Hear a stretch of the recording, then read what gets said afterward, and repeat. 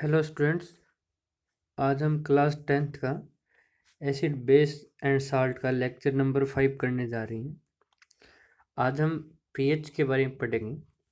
PH scale होता क्या है वो हमने पिछले लेक्चर के अंदर देख लिया था। तो जिन बच्चों ने अभी पिछला लेक्चर नहीं देखा है वो लेक्चर नंबर 4 देखें ताकि पीएच के बारे में आपको पता चल जाए। आज हम देखेंगे कि जो पीएच है उसका हम कैसे यूज करेंगे, कैसे ये स्केल बना होता है और कैसे ये काम करता है। तो चलिए स्टूडेंट्स स्टार्ट करते हैं आज का लेक्चर नंबर 5। पीएच स्केल बच्चों कुछ ऐसा स्केल होता है और इस पे नंबरिंग लगी होती है। नंबरिंग कहाँ से स्टार्ट होती है बच्चों? 0 से स्टार्ट होती है और कहाँ तक जाती है? 14 तक जाती है। 0 से स्टार्ट होकर कहाँ तक जाती है बच्चों? 14 तक।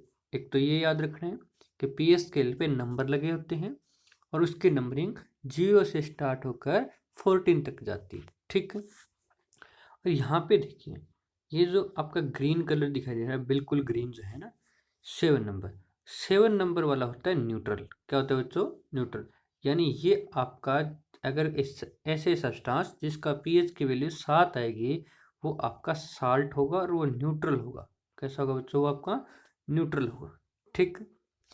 अगर हम बात करें जैसे जैसे वैल्यू 7 से कम होती जाएगी हमारी एसिडिक जो स्ट्रेंथ है, कौन सी वो स्ट्रेंथ बच्चों? एसिडिक स्ट्रेंथ जो है वो इंक्रीज होती जाएगी। वो क्या होती जाएगी? इंक्रीज। कैसे? जैसे मैंने कहा एक मेरे पास ऐसा सब्सटेंस है जिसकी पीएच वैल्यू 4 है और एक ऐसा सब्सटेंस है जिसकी पीएच वैल्यू 1 है। तो पहली बात तो दोनों ही कैसे होंगे बच्चों? एसिडिक होंगे। और स्ट्रॉन्ग एसिड कौन होगा? जिसका पीएच वैल्यू 1 होगी। यानी जैसे जैसे आपकी वैल्यू जितनी कम होगी एसिड की स्ट्रेंथ उतनी ही क्या होगी? ज़्यादा होगी। जबकि 7 से ऊपर जाएंगे तो बेस आएगा और जैसे जैसे 7 से ऊपर जाते जाएंगे वैसे वैसे हमारे पास जो बेसिक स्ट्रेंथ है, कौन सी स्ट्रेंथ बच्चों? बेसिक स्ट्रेंथ जो है वो इंक्रीज होती जाएगी। जैसे एक सब्सटेंस का पीएच वैल्यू 10 आता है और एक का 13 आता है तो 13 जो वाला होगा वो कैसा होगा बच्चों? स्ट्रॉन्ग बेस होगा। बेसिक स्ट्रेंथ उसकी क्या होगी? इसी प्रकार जो कम वाला था वो आपके पास स्ट्रॉन्ग है एसिड होगा। वो कौन सा होगा? स्ट्रॉन्ग एसिड होगा। ठीक है। तो 7 वाला न्यूट्रल रहने वाला है। 7 से जितनी वैल्यू कम होगी उतना ही स्ट्रॉन्ग एसिड होगा। 7 से जितनी वैल्यू ज़्यादा होगी उतना ही आपके पास है स्ट्रॉन्ग है बेस होगा। ठीक है। 7 वाला कैसा होगा? न्यूट्रल होगा। ठीक है बच्चों। अब यहाँ पे देखिए थोड़ी सी कैलकुलेशन भी है, वैसे समझ में आ जाए तो ठीक है, बट ये +1 में है, आप यहाँ पे स्किप भी कर सकते हो। For acidic solution pH <7। अगर आपका सॉल्यूशन एसिडिक है यानी उसके अंदर अमाउंट एसिड की है तो उसका पीएच हमेशा ही 7 से कम आएगा और जितना कम आएगा उतना ही ज़्यादा एसिड होगा या स्ट्रॉन्ग एसिड भी कह सकते हो। For basic solution pH <7। अगर सॉल्यूशन आपका बेसिक है उसके अंदर बेस है तो उसकी पीएच वैल्यू 7 से ज़्यादा आएगी। और फॉर न्यूट्रल सॉल्यूशन पीएच की वैल्यू कितनी आएगी? पास है 7 आएगी। मैंने आपको बताया था बच्चों की पीएच होता क्या है पिछले लेक्चर के अंदर कि पीएच होता है minus log concentration of H. हम कंसंट्रेशन निकालने के मेथड होते हैं और उससे हमें पता चलता है कि कंसंट्रेशन जो एच पॉजिटिव है वो 10⁻³ है, तो मैं यहाँ पे 10⁻³ लिख दूंगा। अब एक फॉर्मूला होता है लॉगरिथम के अंदर log m⁻n, तो n log m यानी पावर आगे आ जाती है तो ये -3 पावर आगे आ जाएगी। माइनस मेरे पहले था -3 हो रहा गया log 10, माइनस माइनस कितना हो जाएगा? +3 और log 10 की वैल्यू होती है बच्चों 1। ठीक। तो इस तरह से पीएच की वैल्यू आ गई कितनी? 3। तो अगर हमें कंसंट्रेशन पता होना पॉजिटिव की तो हम पीएच वैल्यू निकाल सकते हैं। इसी प्रकार हम क्या निकाल सकते हैं? पीओएच। पीओएच का मतलब क्या होता है? Minus log OH, concentration of OH negative. और अगर इन दोनों को हम जोड़ दें तो वैल्यू कितनी आएगी हमारे पास? है 14 आएगी। एक रिलेशन भी होता है। तो ये थोड़ा सा मैथमेटिक्स है, ये हम क्लास +1 के अंदर जो साइंस स्ट्रीम रखेगा यानी जो फिजिक्स केमिस्ट्री रखेगा उनको तो समझ में आ जाएंगे, नहीं तो फिर वो यहाँ से आप स्किप कर सकते हो। इसके बाद कुछ यहाँ पे टेबल है जो एज इट इज़ आपकी एनसीईआरटी की टेबल मैंने यहाँ पे उठा के लगाई है। यहाँ पे कुछ वैल्यूज आपको याद करनी है। जैसे आपका गैस्ट्रिक जूस जो स्टोमक के अंदर होता है तो डाइजेशन में हेल्प करता है। 1.0 से लेकर 3.0 तक पीएच होता है, इसका मतलब वो एसिडिक होता है। और अगर हम बात करें कॉफ़ी की, कॉफ़ी का होता है 4.5 से 5.5। और अगर हम बात करें एसिड रेन की तो होता है 5.6, मिल्क का 6.5, सलीवा यानी लार का 6.5 से 7.5, ब्लड का 7.36 से 7.42। ठीक, यही आपके ज़्यादा मेन है। और सोडियम हाइड्रोक्साइड का 14, सबसे स्ट्रॉन्ग बेस सोडियम हाइड्रोक्साइड, उसका कितना होता है बच्चों 14। ठीक है, और प्योर वाटर का कितना होता है बच्चों 7.0। तो ये टेबल है, कई बार एक सीधा सीधा पूछ लिया जाता है, जैसे the pH value of acid rain is, acid rain का पीएच वैल्यू कितना होता है।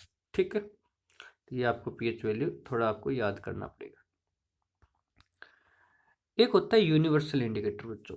यूनिवर्सल इंडिकेटर क्या होता है?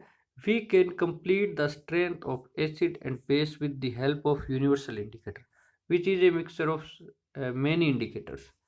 ये क्या होता है बच्चों कि हम क्या करते हैं, एसिड और बेस की स्ट्रेंथ को कंपेयर कर सकते हैं किसकी सहायता से? यूनिवर्सल इंडिकेटर से। जैसे पीएच होता है ना, वैसे ही एक यूनिवर्सल इंडिकेटर होता है और उसे सॉल्यूशन में अलग अलग कलर देता है, और कलर से हम बताएंगे कि ये कौन सा एसिड स्ट्रॉन्ग है और कौन सा एसिड वीक है। जैसे रेड आ गया ना, रेड कलर आ गया तो वो सबसे स्ट्रॉन्ग एसिड है, येलो वाला थोड़ा वीक एसिड है, और ग्रीन, ग्रीन वाला न्यूट्रल रहेगा बच्चों। क्या रहेगा? ग्रीन वाला न्यूट्रल। और जैसे ब्लू, वायलेट, पर्पल ये होता जाएगा, वैसे वैसे बेसिक स्ट्रेंथ क्या होती जाएगी? इंक्रीज होती जाएगी। और इधर आएंगे तो आपके पास एसिडिक स्ट्रेंथ क्या होती जाएगी? इंक्रीज होती जाएगी। अब आप थोड़ा सा इसको कहोगे जी याद कैसे रखें, तो आप थोड़ा सा ना, एक ये तो पढ़ा होगा कि जो आप प्रिज्म में से लाइट पास करवाते हो तो आपकी जो वाइट लाइट है वो 7 कलर में स्प्लिट हो जाती है। और वो जो लिखते थे वो हम कुछ ऐसे लिखते थे, विबग्योर। क्या लिखते थे बच्चों? VIBGYOR. Violet, indigo, blue, green, yellow, orange और रेड। तो यहाँ से स्टार्ट होना है आपको, red, orange, yellow, green, B, blue, I, sorry last में वी आएगा। लास्ट में क्या आएगा? यानी आपको उल्टा क्या लिख देना है बच्चों? विबग्योर लिख देना है। क्या लिख देना है? विबग्योर। अब जो ये विबग्योर बना आपका, ग्रीन वाला न्यूट्रल होगा, और जो ब्लू या वोलेट साइड आएंगे ना, वो सारे आपके पास क्या होंगे? बेसिक होंगे। और ग्रीन से ऊपर चले जाएंगे रेड की तरफ तो आपके पास एसिडिक स्ट्रेंथ बढ़ती जाएगी। तो आपको थोड़े बहुत कलर भी पता होने चाहिए। कई बार क्या होता है एग्जाम में दे देगा कि एक ऐसा सॉल्यूशन है जिससे यूनिवर्सल इंडिकेटर जो है ना, वो आपका ऑरेंज कलर दिखा रहा है। कौन सा कलर दिखा रहा है? ऑरेंज। और एक ऐसा है जो येलो दिखा रहा है, तो बताइए स्ट्रॉन्ग एसिड कौन सा है? तो अगर आपको विबग्योर अगर याद होगा ना तो आप आसानी से बता पाओगे कि कौन सा स्ट्रॉन्ग होगा। ठीक है, सारे कलर तो याद ना हो पर कम से कम इतने कलर तो आपको याद है होनी ही चाहिए। ठीक है बच्चों, importance of pH in daily life. Daily life के अंदर क्या इंपॉर्टेंस है? प्लांट्स एंड एनिमल्स आएगा बच्चों, यहाँ पे आर नहीं हुआ। Plants and animals are pH sensitive. जो पेड़ पौधे हैं, जीव जंतु है, ये सारे कैसे होते हैं? पीएच सेंसिटिव होते हैं। Our body works efficiently within pH range 7 to 7.8। हमारी बॉडी है ना, वो अच्छा वर्क तभी करेगी जब उसकी पीएच वैल्यू 7 से लेकर 7.8 के बीच में होगी। ठीक है, और यहाँ पे थोड़ा सा आपको जूम करके दिखा दूँ। वैसे यहाँ इतना नहीं पढ़ना है कि थोड़ा सा मैं आपको रियलाइज कर देता हूँ। ये देखिए, अगर पीएच हमारा 6.5 से कम आ जाए तो क्या क्या डिजीज हो सकते हैं हमारे पास। ठीक है, तो ये भी आप थोड़ा इंफॉर्मेशन के लिए देख सकते हो। यानी हमारा जो पीएच है वो ना 7 से कम होना चाहिए, ना 7 से ज़्यादा होना चाहिए। ज़्यादा होगा तब भी दिक्कत होगी और कम होगा तब भी। नेक्स्ट देखिए, pH in our digestive system. PH का एक बहुत इंपॉर्टेंस है, बहुत अहम भूमिका है हमारा डाइजेस्टिव सिस्टम के अंदर। Dilute hydrochloric acid. अब आपको होमवर्क के अंदर पहला होमवर्क ये रहेगा कि डाइल्यूट हाइड्रोक्लोरिक एसिड का फॉर्मूला मुझे बताएंगे क्या होता है। Produced in our stomach, help in the digestion of food. हमारा जो स्टोमक है वो डाइल्यूट हाइड्रोक्लोरिक एसिड प्रोड्यूस करता है जो कि हेल्प करता है डाइजेशन ऑफ फूड।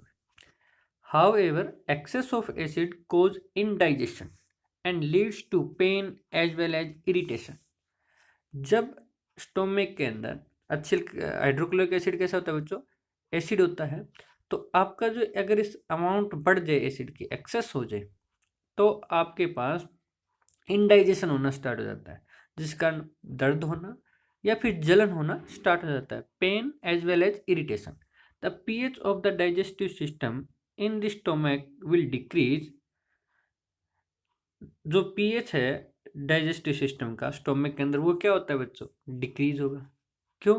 क्योंकि हम कह रहे हैं कि एसिड की अमाउंट बढ़ रही है। एसिड की अमाउंट बढ़ेगी तो पीएच वैल्यू घटेगी, और बेस की अमाउंट बढ़ेगी तो पीएच की वैल्यू बढ़ेगी। The excessive acid can be neutralized with the help of antacid which are recommended by the doctors। फिर क्या करते हैं, जो ज़्यादा अमाउंट एसिड की स्टोमक के अंदर इंक्रीज हुई है उसको न्यूट्रलाइज किया जाता है। उसके लिए जो बेस होता है, वैसे तो neutralization reaction acid and base are react with each other to form salt and water. तो वहाँ पे बेस दिया जाता है, पर उसको हम यहाँ पे क्या बोलेंगे, एक वर्ड बोलेंगे एंटासिड। क्या बोलेंगे? एंटासिड, जो डॉक्टर के द्वारा रिकमेंडेड किया जाता है। और जो डॉक्टर के द्वारा या ज़्यादातर टेबलेट के अंदर यूज किया जाता है वो होता है मिल्क ऑफ मैग्नीशिया। क्या होता है बच्चों? Milk of magnesia. और इसको हम मैग्नीशियम हाइड्रोक्साइड भी बोल सकते हैं। क्या बोल सकते हैं? Magnesium hydroxide. नीचे फॉर्मूला लिखा हुआ है MgOH ट्वाइस। ठीक है। नेक्स्ट बात करें इम्पोर्टेंस की।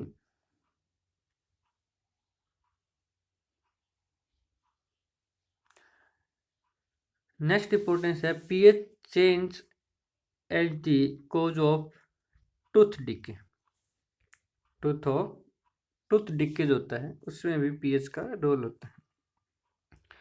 PH in our mouth is normally more than 7 because the saliva produce the basic nature. अभी मैंने लार का पीएच बताया तो वो 7 से 7.4 7.5 तक वेरी करता है, तो इसका मतलब वो बेसिक है क्योंकि उसका पीएच मोर देन 7 होता है।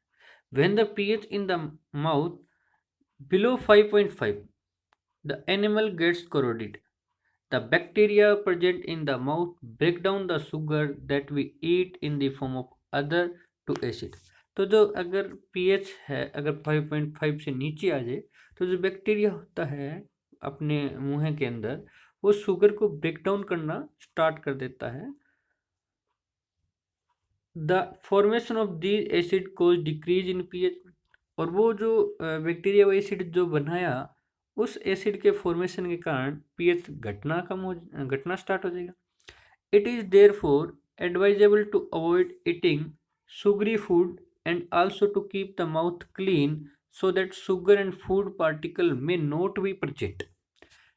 बच्चे को बोला जाता है ना, जैसे मतलब छोटा बच्चा होता है और वो क्या करता है, शॉप पे बार बार जाने की कोशिश करता है और वो मीठा खाना चाहता है, जैसे मतलब टॉफ़ी खा रहा है, कुछ और खा रहा है, चॉकलेट खा रहा है, तो हम उसको कहते हैं कि नहीं, दांत खराब हो जाएंगे, ज़्यादा मीठा खाने से क्या हो जाएगा, दांत खराब हो जाएगा, क्योंकि उसके अंदर जो शुगर फूड्स होता है एंड जो आपके पास उसको अवॉइड करना चाहिए ईटिंग से, उसको एडवाइज किया जाता है, हम सलाह देते हैं। And also to keep the mouth clean, और अपने टाइम टू टाइम मुंह को साफ भी करना चाहिए ताकि जो शुगर एंड जो फूड पार्टिकल्स में नोट भी प्रेजेंट, ताकि वहाँ पे प्रेजेंट ना रहे, साफ हो जाए, ताकि बैक्टीरिया उसको एसिड में कन्वर्ट ना करते हैं। The toothpaste contain in them some basic ingredients and help in neutralizing the effect of acid and also increase the pH in mouth. तो वो क्या करता है, जब हम टूथपेस्ट यूज़ करते हैं, कहते हैं ना सुबह आपको टूथपेस्ट करना चाहिए ज़रूर, जब भी आप मतलब स्कूल आ रहे हो, स्कूल आने से पहले। तो उसके अंदर कुछ बेसिक चीज़ें ऐड की गई होती है, इंग्रेडिएंट्स होते हैं उसके अंदर बेसिक, तो वो उसको न्यूट्रलाइज कर देते हैं एसिड को, और पीएच जो वैल्यू है इन द आवर माउथ वो आपको इंक्रीज कर देते हैं। ठीक है बच्चों, तो ये ज़रूरी है। ठीक है, यहाँ पे मैं आगे नेक्स्ट क्वेश्चन पूछूंगा जो हम घर पे करते हैं और आपको उसको जवाब देना है। इसी वीडियो के अंदर आंसर है उसका, बट मैं देखता हूँ कितने बच्चे जवाब दे पाएंगे। ये मेरा दूसरा होमवर्क रहेगा बच्चों। ठीक है, पहला बता चुका हूँ, दूसरा देख लेना। Role of pH in curing sting by insect. हमारे पास क्या होता है कि कोई मधुमक्खी है या फिर कुछ और इंसेक्ट्स ने हमें काट लिया है, तब भी पीएच का रोल है। द स्टिंग्स ऑफ बीज and ant contain methanoic acid. ये जरूर याद करें, बहुत बार पूछा जा चुका है। मेथेनोइक एसिड था इसका आईयूपीएसी नेम। क्या नाम है बच्चों? IUPAC name. आगे पढ़ेंगे 4th चैप्टर के अंदर कि आईयूपीएसी क्या होता है। ठीक है, और ये जो फॉर्मिक एसिड है ये है कॉमन नेम। फॉर्मिक एसिड कौन सा नेम है? कॉमन नेम है। ठीक, when sting they cause lot of pain and irritation. आपको पता है मधुमक्खी ने जैसे आपको काटा, आपको पेन होगा, आपको इरिटेशन भी होगा, क्योंकि उसके अंदर क्या होता है बच्चों? मेथेनोइक एसिड होता है। कौन सा एसिड होता है? The cure is in rubbing the affected area with the soap. अब उसको कहा जाता है, जैसे आपके पास क्या होता है, जिसमें मधुमक्खी ने काट लिया तो भाग के आप क्या करोगे, अपनी उंगली को या जो सरफेस जहाँ पे जिस हिस्से पर मधुमक्खी ने काटा है उस हिस्से को रब करेंगे। किससे? सोप से। ऐसा क्यों? क्योंकि सोप के अंदर होता है सोडियम हाइड्रोक्साइड। आपको ये भी होमवर्क है कि सोडियम हाइड्रोक्साइड का पीएच वैल्यू कितना होता है। सोडियम हाइड्रोक्साइड का पीएच वैल्यू कितना होता है? सोडियम हाइड्रोक्साइड क्या होता है? बेस होता है। Present in the soap neutralize acid injected in the body and bring the pH back to its original level, bringing relief to the person who has been stuck। ठीक है, तो आपके पास क्या होता है कि जो सोप के साथ रब करेंगे तो सोप के अंदर सोडियम हाइड्रोक्साइड होता है और ये बेस होता है जो इंसेक्ट के द्वारा इंजेक्ट किया गया जो एसिड है वो आपके पास उसको न्यूट्रलाइज कर पाएगा। ठीक है, तो वापस पीएच को क्या कर देगा? मेंटेन कर देगा। Importance of pH in daily life. Soil pH and plant growth. The growth of the plants in a particular soil is also related to its pH। जो पौधों की ग्रोथ है वो डिपेंड करती है कि मिट्टी का पीएच कितना है, उससे लेट होती है।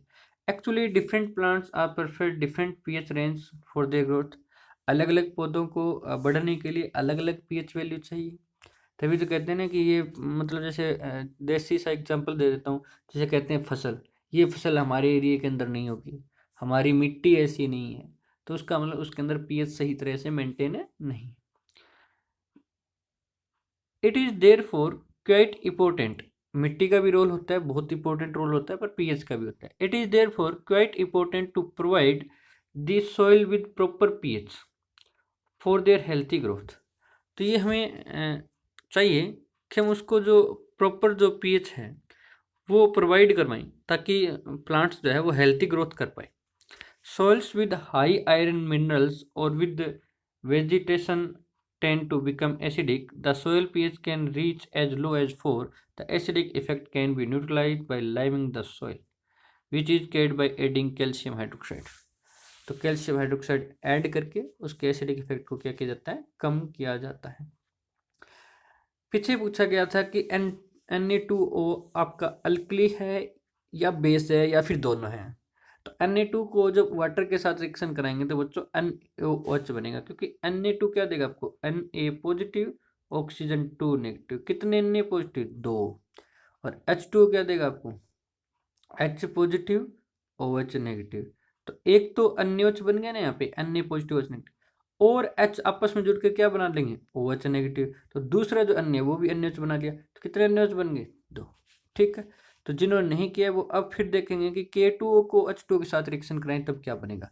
और ये बात ध्यान रखें कि अब पता चल गया कि Na2O बेसिक था। कैसे पता था?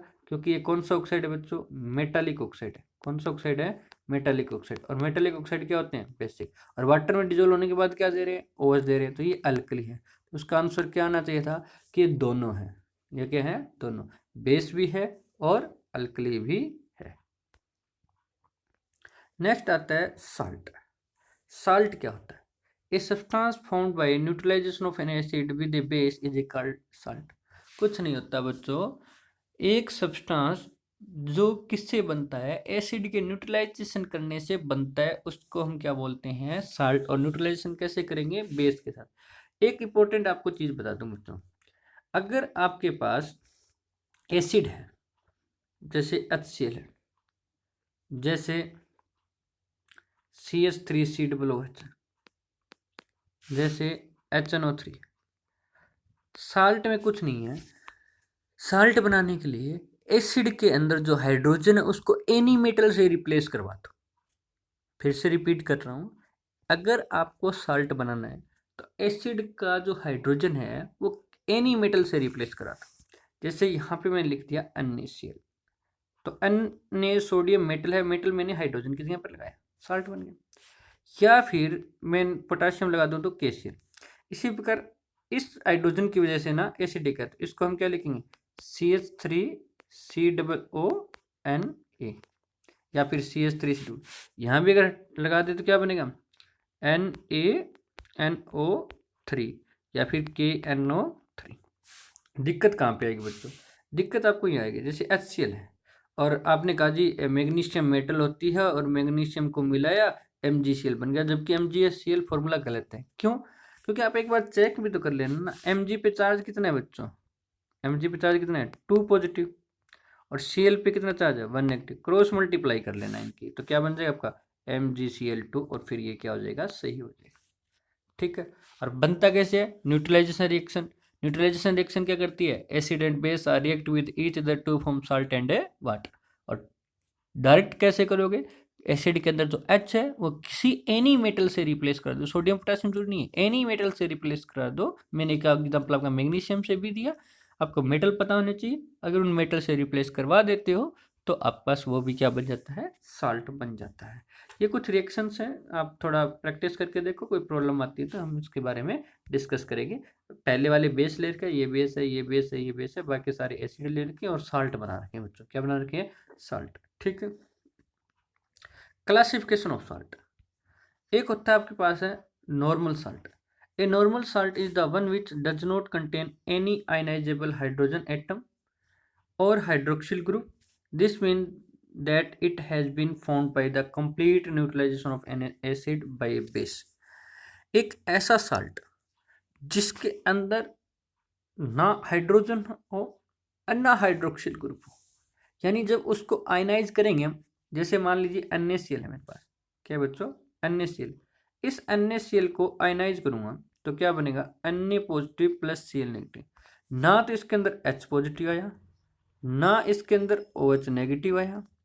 अगर आयनाइज करने के बाद आपको ना H पॉजिटिव मिलता है ना हाइड्रोक्सिल ग्रुप यानी OH नेगेटिव बनता है, this mean that it has been found by the complete neutralization of an acid by base. तो इसका मतलब जितना एसिड की ताकत थी ना, उतनी ताकत का बेस ऐड करके न्यूट्रलाइजेशन किया गया। जितनी ताकत का क्या था बच्चों, एसिड था, उतनी ही ताकत का, उतनी ही मजबूती वाला बेस उसके सामने, मतलब उसकी फाइट करवाई गई और एक दूसरे को क्या कर दिया, उन्होंने न्यूट्रल कर दिया। एग्जाम्पल है इसके NaCl, KCl, NaNO3, K2SO4। कहने का मतलब क्या है बच्चों, अगर आप स्ट्रॉन्ग एसिड के साथ स्ट्रॉन्ग बेस की रिएक्शन कराओगे तब जो साल्ट बनेगा ना वो आपका नॉर्मल साल्ट बनेगा।